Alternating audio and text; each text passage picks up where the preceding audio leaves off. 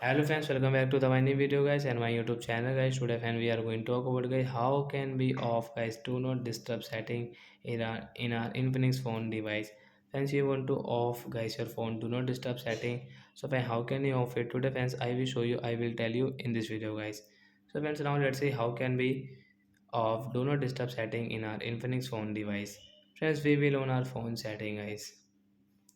After on phone setting guys, scroll it friends, you can see this type of setting friends. Click on guys your phone sound and vibration, then guys scroll it again friends. You can see guys this do not disturb guys, we will tap here friends. You can see your do not disturb setting guys, we will turn off from here.